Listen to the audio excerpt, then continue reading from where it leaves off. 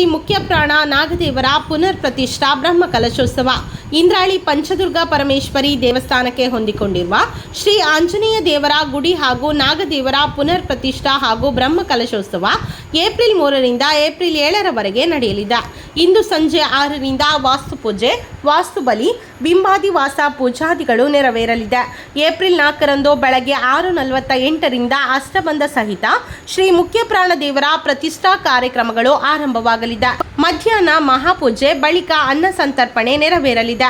April 5ರಂದು Shri ಮುಖ್ಯ ಪ್ರಾಣ ದೇವರಿಗೆ ಬ್ರಹ್ಮಕುಂಭಾಭಿಷೇಕ, ಪ್ರಸನ್ನ ಪೂಜಾದಿಗಳು, ಮಹಾಪೂಜೆ, ಪಲ್ಲಪೂಜೆ, ಅನ್ನ ಸಂತರ್ಪಣೆ ಜರುಗಲಿದೆ. ಆ ದಿನ ಸಂಜೆ 7ರಿಂದ ಮಹಾರಂಗ ಪೂಜೆ ಜರುಗಲಿದೆ. ಏಪ್ರಿಲ್ 6ರಂದು ಸಂಜೆ 6ರಿಂದ ನಾಗಗುಡಿಯಲ್ಲಿ ವಾಸ್ತು, ರಕ್ಷಾ ಹೋಮ, ಬಿಂಬಾದಿವಾಸ ಪೂಜಾದಿಗಳು ನೆರವೇರಲಿದೆ. ಏಪ್ರಿಲ್ 7ರಂದು ನಾಗದೇವರ ಪುನರ್ ಪ್ರತಿಷ್ಠಾದಿಗಳು, ಆಶ್ಲೇಷ ಬಲಿ, ಮಹಾಪೂಜೆ, ವಟು ಆರಾಧನೆ, ಅನ್ನ ಸಂತರ್ಪಣೆ, ಪ್ರಸಾದ ವಿತರಣೆ ನಡೆಯಲಿದೆ. ಏಪ್ರಿಲ್ 4ರಂದು ರಾತ್ರಿ 7:30ರಿಂದ ಕಲಾಮಯ ಉಡುಪಿ ಅವರಿಂದ ಜಾನಪದ ಕಲರವ.